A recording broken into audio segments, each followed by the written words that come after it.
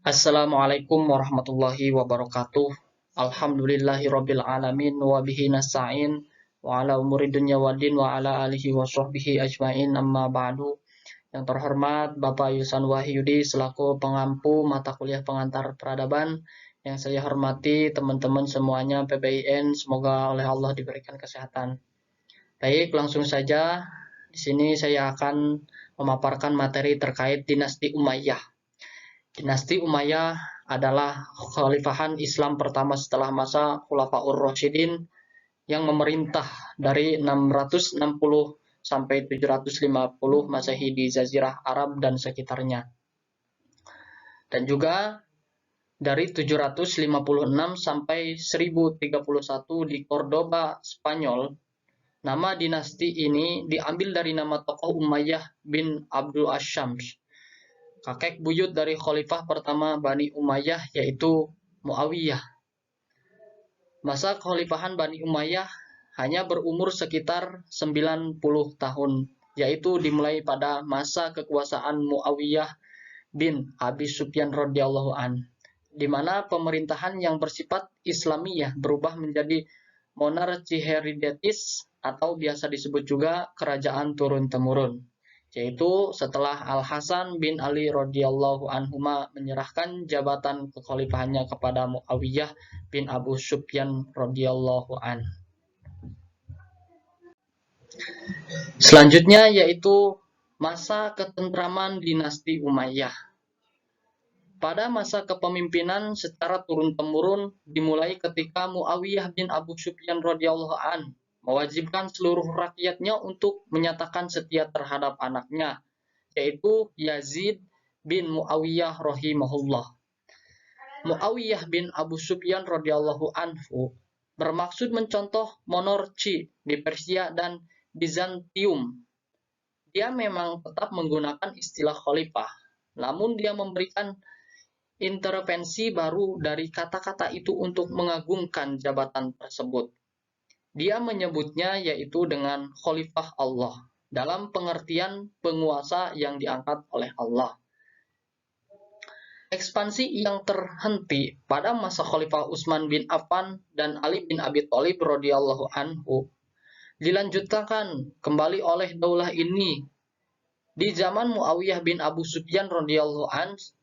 Tunisia dapat ditaklukkan, yaitu di sebelah timur Muawiyah radhiyallahu an dapat menguasai daerah Khurasan sampai ke Sungai Okhus dan Afghanistan sampai ke Kabul.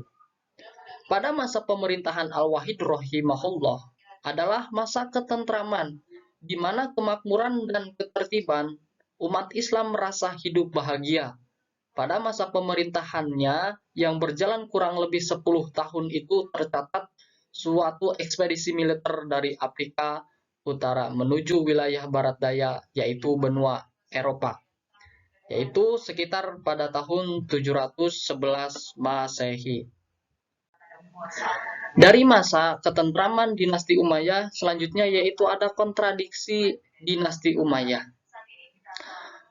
Meskipun keberhasilannya banyak dicapai daulah ini, namun tidak berarti bahwa politik dalam negeri dapat dianggap stabil, karena Muawiyah radhiyallahu anhu dianggap tidak mentaati isi perjanjian dengan Al-Hasan bin Ali radhiyallahu anhuma ketika dia naik tahta, yang menyebutkan bahwa persoalan penggantian pemimpin setelah Muawiyah radhiyallahu an diserahkan kepada pemilihan umat Islam.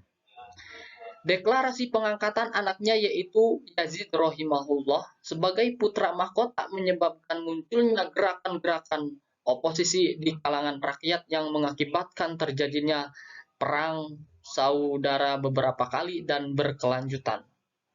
Ketika Yazid rahimahullah naik tahta, sejumlah tokoh terkemuka di Madinah tidak mau menyatakan setia kepadanya. Yazid rahimahullah kemudian mengirimkan surat kepada gubernur Madinah, memintanya untuk memaksa penduduk mengambil sumpah setia kepadanya. Dengan cara ini semua orang terpaksa tunduk kecuali Husain bin Ali dan Abdullah bin Zubair ibnu Awam radhiyallahu anhuma. Kaum Syiah, pengikut Abdullah bin Saba al-Yahudi melakukan konsolidasi atau biasa disebut dengan penggabungan kekuatan. Perlawanan terhadap Bani Umayyah dimulai oleh Al-Husain bin Ali radhiyallahu anhu pada tahun sekitar 680 Masehi. Ia berangkat dari Mekah ke Kufah. Atas tipu daya golongan Syiah yang ada di Irak, umat Islam di daerah ini tidak mengakui Yazid rahimahullah. Mereka berusaha menghasut dan mengangkat Al-Husain radhiyallahu anhu sebagai khalifah. Dalam pertempuran yang tidak seimbang di Karbala, sebuah daerah di dekat Kufah, tentara dan seluruh keluarga Al-Husain radhiyallahu anhu kalah dan Al-Husain radhiyallahu anhu sendiri mati terbunuh, kepalanya dipenggal dan dikirim di Damaskus, sedangkan tubuhnya dikubur di Karbala. Perlawanan dari orang-orang Syiah ini tidak padam dengan sebab terbunuhnya Husain radhiyallahu anhu. Gerakan mereka bahkan menjadi lebih keras karena apa? Lebih gigih dan tersabar luas. Banyak pemberontakan yang dipelopori kaum Syiah terjadi. Yang termasyhur di antaranya adalah pemberontakan Al-Mukhtar di Kufah pada tahun 685 sampai 687 Masehi. Selanjutnya yaitu ada kepemimpinan Yazid. Sepeninggalan Umar bin Abdul Aziz radhiyallahu an, kekuasaan Bani Umayyah berada di bawah Khalifah Yazid bin Abdul Malik radhiyallahu anh pada tahun 720 sampai 724 Masehi. Namun sayangnya, penguasaan yang satu ini terlalu gandrung kepada kemewahan dan kurang memperhatikan kehidupan rakyat. Sehingga masyarakat yang sebelumnya hidup dalam ketentraman dan kedamaian pada zaman berubah menjadi kacau. Dengan latar belakang dan kepentingan etnis politis, masyarakat menyatakan konfrontasi terhadap pemerintah Yazid bin Abdul Malik. Kerusuhan terus berlanjut hingga masa pemerintahan khalifah berikutnya, yaitu Hisham bin Abdul Malik rahimahullah pada tahun 724 sampai 743 Masehi.